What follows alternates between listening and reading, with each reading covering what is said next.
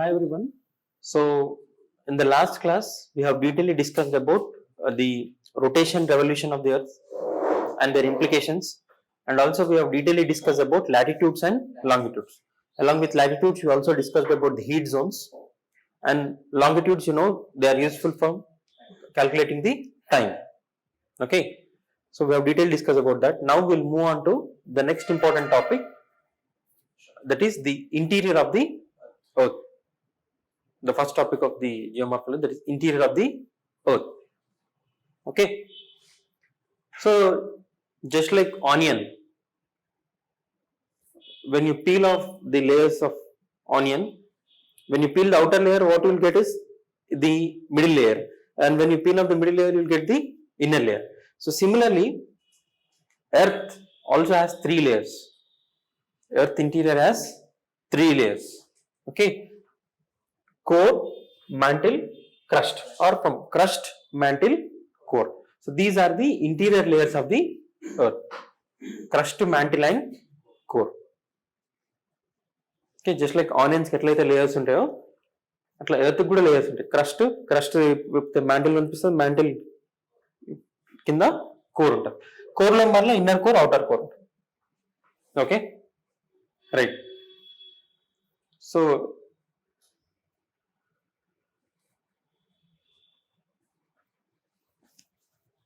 this is the diagram of the Earth interior. Okay, the first layer, that what you see the Earth surface is nothing but it is actually crust. Okay, so the solid layer is called as crust. Okay, and this crust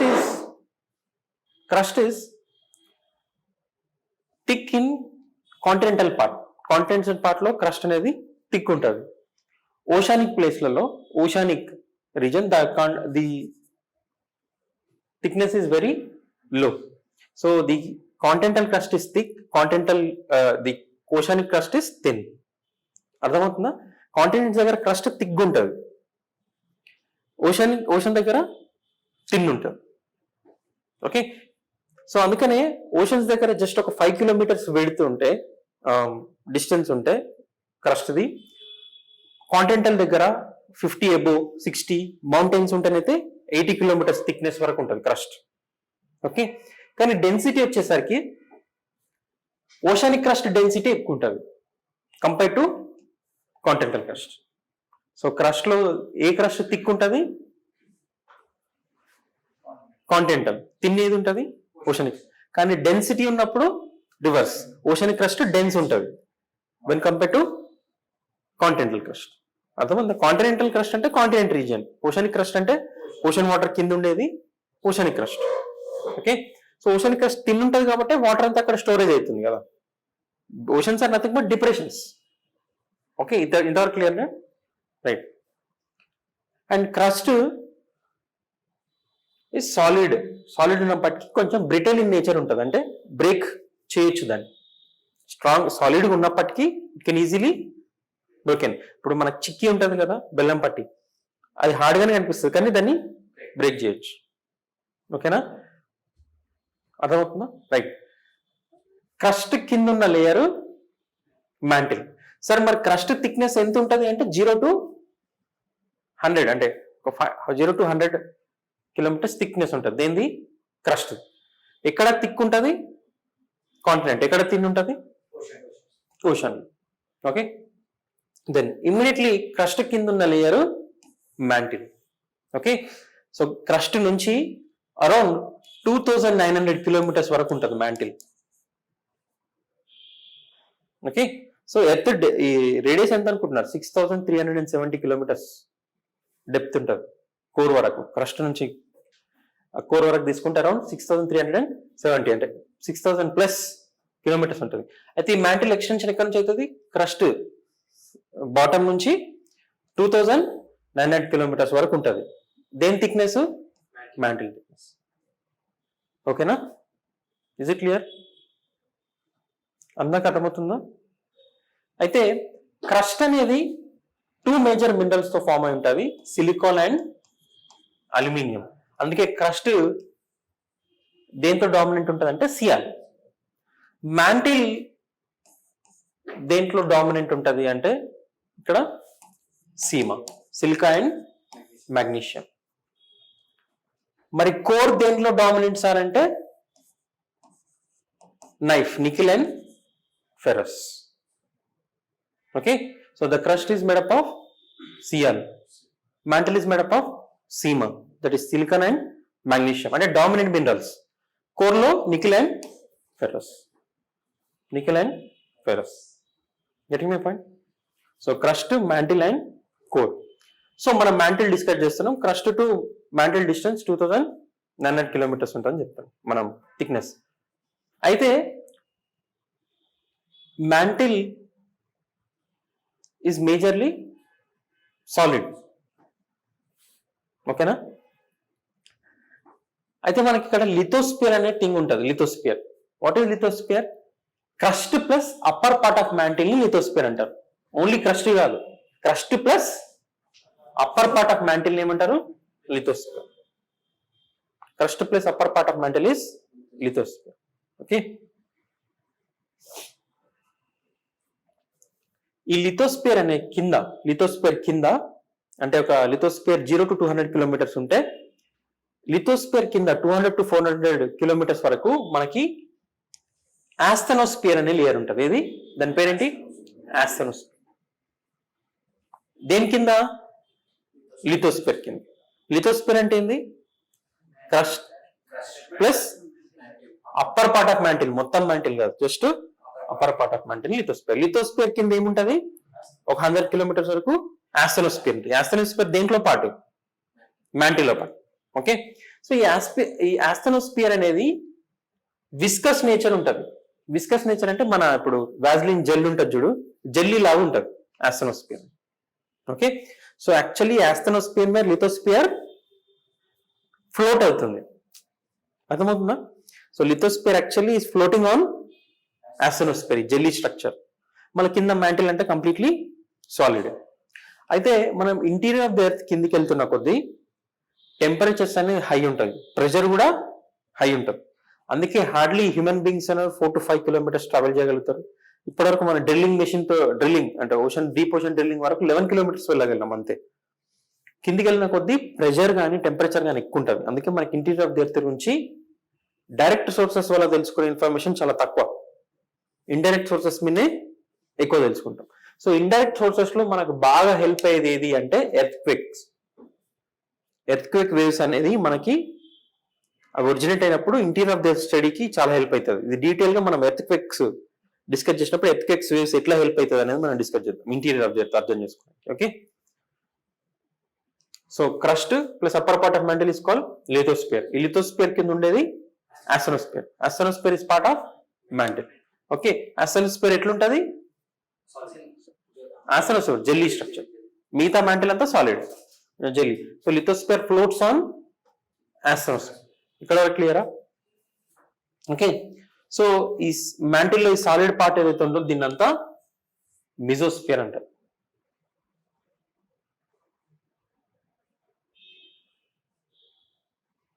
ఓకేనా? తర్వాత మనకి mantle కింద core ఉంటుంది. Okay, mantle కింద core ఉంటుంది.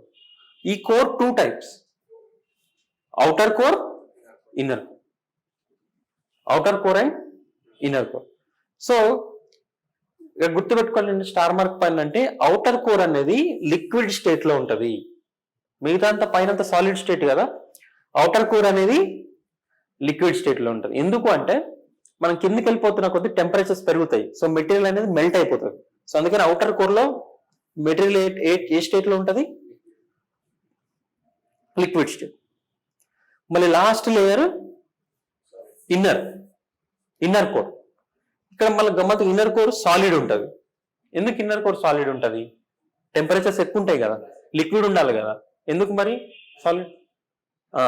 So కిందికి వెళ్తున్న కొద్దీ ఎస్పెషల్లీ కింద లాస్ట్ లేయర్ గా టెంపరేచర్ ఉంది, కానీ at the same time pressure కూడా ఉంది. సో ఈ ప్రెషర్ ఏం చేస్తుంది అంటే సాలిడ్ ని లిక్విడ్ లాగా ఫామ్ కానివ్వదు.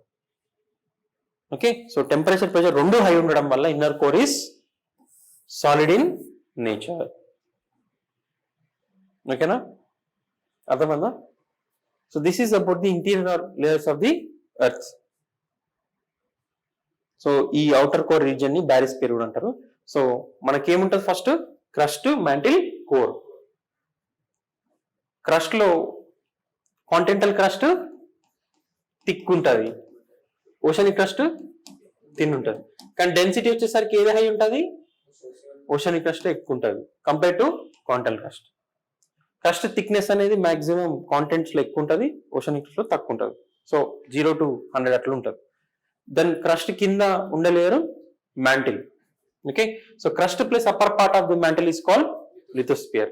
లిథోస్పియర్ కిందనే మనకి ఆస్థెనోస్పియర్ అని ఉంటుంది, ఇది viscous in nature. So lithosphere actually asthenosphere మీద ఫ్లోట్ అవుతుంది. సో మ్యాంటిల్ అరౌండ్ 2900 కిలోమీటర్స్ వరకు దీని డెప్త్ ఉంటుంది. ఓకే, క్రస్ట్ లో జనరల్ గా కనిపించే మినరల్స్ ఏంటంటే సిఎల్, సిలికా అండ్ అల్యూమినియం. అదే మ్యాంటిల్ లో sima, silica and magnesium. And దాని కింద ఉండేది core. Core is dominated by nickel and ferrous. Core మళ్ళీ టూ దాని ఎందుకంటే మనం మెటీరియల్ బేస్డ్ ఆన్ మెటీరియల్ మనం లేయర్స్ డివైడ్ చేసినాం. అవుటర్ కోర్ లిక్విడ్ స్టేట్ లో ఉంటుంది because of high temperatures. Inner core అనేది సాలిడ్ ఉంటుంది. హై టెంపరేచర్స్ ఉన్నట్టుకి సేమ్ హై ప్రెషర్ కూడా ఉండడం వల్ల అది సాలిడ్ నేచర్ ఉంటుంది. మనం కిందికి వెళ్తున్న కొద్ది టెంపరేచర్ పెరుగుతాయంటే పెరుగుతుంది, ప్రెషర్ పెరుగుతాయంటే పెరుగుతుంది, కానీ సేమ్ రేట్ లో పెరగదు. డెఫినెట్లీ కిందికి వెళ్తున్నట్టు పెరుగుతుంది, కానీ ఒక 10 kilometers కి 10 degrees పెరిగి నెక్స్ట్ 10 kilometers 5 degrees కే పెరగవచ్చు. అర్థమవుతుందని చెప్పింది. కాన్స్టెంట్ గా పెరగదు, బట్ టెంపరేచర్ ప్రెషర్ అనేది కిందికి వెళ్తున్న కొద్దీ పెరుగుతూనే ఉంటుంది. ఇంటీరియర్ ఆఫ్ ది ఎర్త్ గురించి మనకి బాగా హెల్ప్ అయ్యే సోర్స్ ఏది? Earth quake waves, yes waves and P waves అని ఉంటాయి. ఇవి డీటెయిల్ గా మనం ఎర్త్ క్వేక్ వేవ్స్ లో డిస్కస్ చేస్తాం. ఓకేనా, క్లియర్? సో ఒకసారి మనం నోట్ చూసినట్టయితే,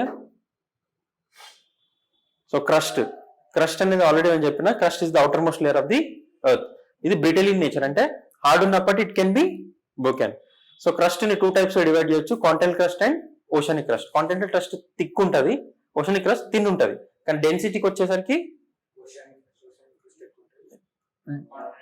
తక్కువ ఉంటుంది డెన్సిటీ. ఇది మళ్ళీ ఎట్లా ఎఫెక్ట్ అవుతుంది మనం చూద్దాం.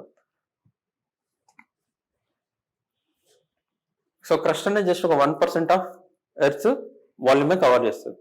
ఓకే, సో మనం కిందకి వెళ్తున్న కొంత టెంపరేచర్ ఎక్కువ ఉంటే అరౌండ్ 200 to 400 degrees Celsius ఉండొచ్చు క్రస్ట్ లో.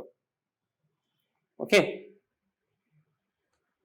తర్వాత mantle. So mantle around 2900 kilometers వరకు ఉంటుంది. సో క్రస్ట్ కంటే మ్యాంటిల్ డెన్సిటీ ఇంకెక్కువ ఉంటుంది.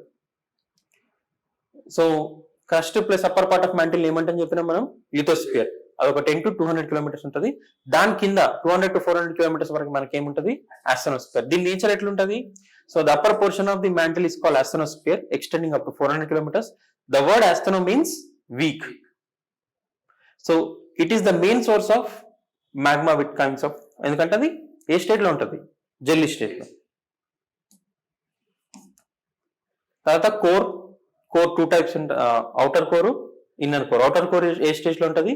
లిక్విడ్ స్టేట్ లో ఉంటుంది బికాస్ ఆఫ్ హై టెంపరేచర్. మళ్ళీ ఇన్నర్ కోర్ ఏ స్టేట్ లో ఉంటుంది? Solid state. ఓకేనా, సో ఇన్నర్ కోర్ మనం వెళ్తున్నప్పుడు టెంపరేచర్ ఆల్మోస్ట్ 6000 degrees Celsius వరకు ఉంటుంది, almost the surface temperature of the sun అంతా. So 3300. So centre of the earth, surface నుంచి centre of the earth distance ఎంత ఉంటుందని చెప్పిన 6300 kilometers వరకు ఉంటుంది. డెన్సిటీ క్రస్ట్ మ్యాంటిల్ కంటే కోర్లోనే ఇంకెక్కువ ఉంటుంది, ఎందుకంటే ప్రెషర్ ఉంటుంది కదా. ఓకేనా, so core is generally dominated by nickel and ferrous. మరి mantle sima, silicon and magnesium. Crust silicon and aluminium. Okay, right. No discontinuities. ఇప్పుడు ఈచ్ లేయర్ కి డిస్కంటిన్యూటీస్ ఉన్నాయి కదా, ఆ పేర్లు మనం గుర్తుపెట్టుకోవాలి. అంటే ఏం లేదు, ఈచ్ లేయర్ లో కెమికల్ కంపోజిషన్ మారింది కదా, స్ట్రక్చర్ లో కానీ దీంట్లో కానీ. సో జియాలజిస్ట్, సైంటిస్ట్ ఒక్కొక్క లేయర్ కి డిఫరెన్స్ ఉంటుంది కదా, ఆ డిఫరెన్స్ కనుక్కొని మధ్యలో డిస్కంటిన్యూటీ, అంటే క్రస్ట్ కి mantle direct crust mantle change కాదు కదా, మధ్యలో లేయర్ అని ఉంటుంది, అంటే ఆ డిస్కంటిన్యూటీ లేయర్స్ కూడా ఇంపార్టెంట్. సో ఇప్పుడు క్రస్ట్ కి మ్యాంటిల్ కి ఉన్న డిస్కంటిన్యూటీ పేరు మోహో డిస్కంటిన్యూటీ. మోహర్నోవిక్ అనే సైంటిస్ట్ దాన్ని అనుకున్నాడు కాబట్టి ఏమంటారు, డిస్కవర్ చేసింది కాబట్టి దీని పేరు మోహో డిస్కంటిన్యూటీ. ఇది క్రస్ట్ కి మ్యాంటిల్ కి. క్రస్ట్ కి మ్యాంటిల్ కి ఉన్నది ఏంటి, మోహో. సిమిలర్లీ మ్యాంటిల్ కి అవుటర్ కోర్ కు ఉంది గుటెన్బర్గ్. మ్యాంటిల్ కి అవుటర్ కోర్ డిస్కంటిన్యూటీ ఏంటి, గుటెన్బర్గ్. మరి దాని కింద అవుటర్ కోర్ కి ఇన్నర్ కోర్ కి ఉన్న డిఫరెన్స్ డిస్కంటిన్యూటీ పేరు లెహ్మాన్ డిస్కంటిన్యూటీ. ఓకే,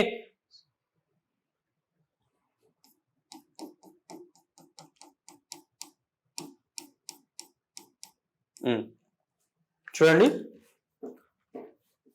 క్రస్ట్ కి మ్యాంటిల్ కి ఉన్న డిస్కంటిన్యూటీ పేరు ఏంటి, మోహో డిస్కంటిన్యూటీ. మ్యాంటిల్ కి కోర్ కు ఉన్న డిస్కంటిన్యూటీ పేరు ఏంది, గుటెన్బర్గ్ డిస్కంటిన్యూటీ. అవుటర్ కోర్ కి ఇన్నర్ కోర్ కు ఉన్న డిస్కంటిన్యూటీ పేరు ఏమైంది, లెహ్మాన్. ఓకే, ఇది అంత ఇంపార్టెంట్ కాదు. అప్పర్ మ్యాంటిల్ లోవర్ మ్యాంటిల్ కి డిఫరెన్స్ ఉన్నది, డిస్కంటిన్యూటీ పేరు repeat. Okay, upper crust lower crust కు ఉన్న డిస్కంటిన్యూటీ పేరు కొన్నాడు. బట్ ఇవి ఇంపార్టెంట్, మోహో డిస్కంటిన్యూటీ క్రస్ట్ కి మ్యాంటిల్ కి, Gutenberg between that is mantle and core, then Lehmann outer core and inner core. So these discontinuities are important. Okay, so this is about interior of the earth.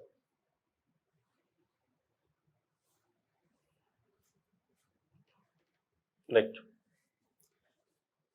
so మనం మొత్తంగా if you take earth crust అంటే ఏంటి, upper part of అది 5 to 100 kilometres దీన్ని మనం crust అంటాం, అవునా.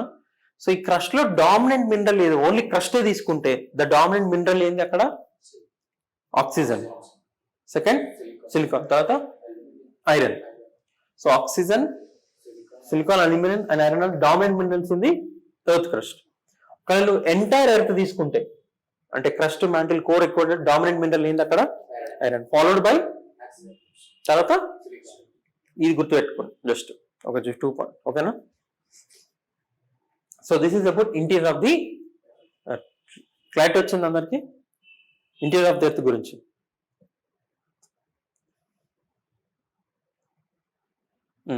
ఈ క్వశ్చన్ కి ఆన్సర్ చేయండి, try to answer this question.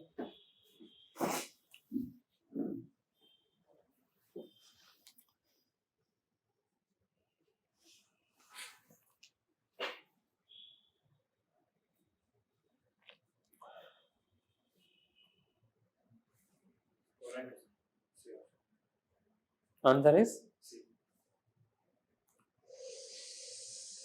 so the depth of the mantle is 2900 kilometers, which starts from Moho discontinuity. Crust కి మ్యాంటిల్ కున్న డిస్కంటిన్యూటీ పేరు ఏంది, మోహో. సో మోహో నుంచి మ్యాంటిల్ అంటే నెక్స్ట్ మోహో నుంచి గుటెన్బర్గ్ డిస్కంటిన్యూటీ వరకు ఎంత వస్తుంది, 2900 కిలోమీటర్స్ అని చెప్పి. Okay, upper portion of mantle is lithosphere ఉంది, తప్పు.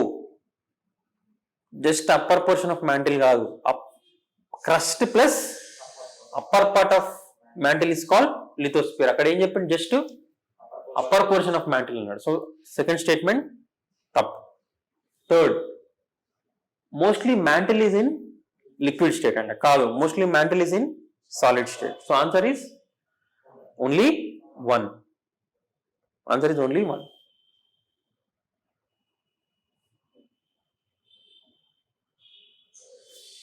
ఇదే ఆన్సర్ చేయండి.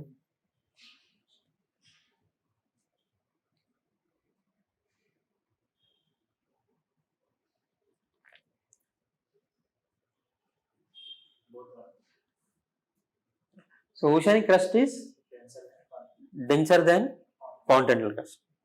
Density ఎక్కువ ఉంటుంది. Oceanic crust is thinner compared to continental crust. Yes, oceanic crust thin ఉంటుంది, continental crust thick ఉంటుంది. So answer is both 1 and 2. Okay.